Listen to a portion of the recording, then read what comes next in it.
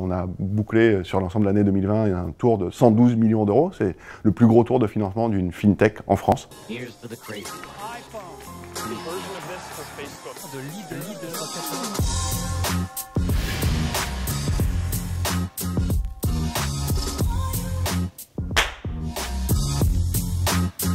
Aujourd'hui, Lydia, c'est la première super app européenne des services financiers du quotidien. Et donc, c'est une application centrale dans laquelle je vais pouvoir retrouver tout ce que je peux faire avec mon argent, quel que soit l'endroit où il se trouve.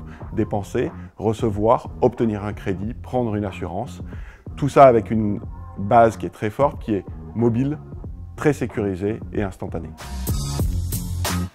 Quand on a créé Lydia en 2011 avec Antoine Porte, on savait qu'on partait pour une aventure qui était longue. On n'était pas là pour faire un coup, on n'était pas là pour faire 2 ans, 3 ans, on était là pour transformer en profondeur les paiements, la banque, l'argent. En juillet 2021, ça fera 10 ans, et on est clairement encore qu'au début de l'histoire.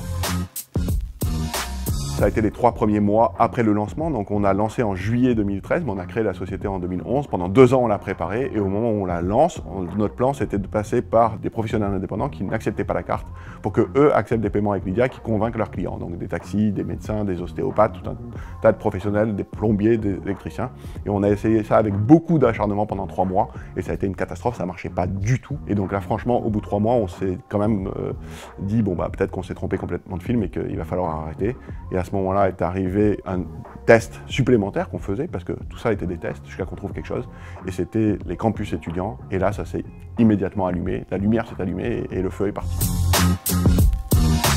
Fin d'année 2015, je suis invité à parler dans un cours à l'université de Paris-Dauphine. Je rentre dans le hall, 2 étudiants qui passent, un qui dit à l'autre, t'inquiète, paye, je te fais un Lydia. Je l'ai arrêté, je dis, tu as dit un Lydia? Il me dit, tout le monde dit un Lydia. Et moi, je savais qu'à ce moment-là, on avait seulement 50 000 utilisateurs, donc c'était clairement pas tout le monde. Mais pour lui, c'était tout le monde. Et là, c'était évident qu'on donnait quelque chose qui était fort parce que c'était social, c'était viral, et ça avait été déjà accepté comme un élément du quotidien. Je te fais un Lydia, c'est devenu une expression commune.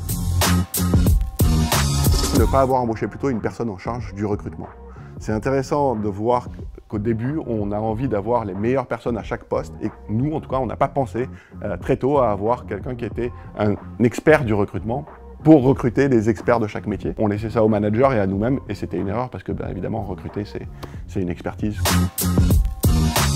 Aujourd'hui, on ne se fait plus de virements entre amis, on se fait un Lydia. Demain, on n'aura plus un compte chèque, un compte à vue d'une banque comme on a aujourd'hui. On aura un compte Lydia, et finalement, ce demain, c'est déjà un peu aujourd'hui. The version of this for Facebook.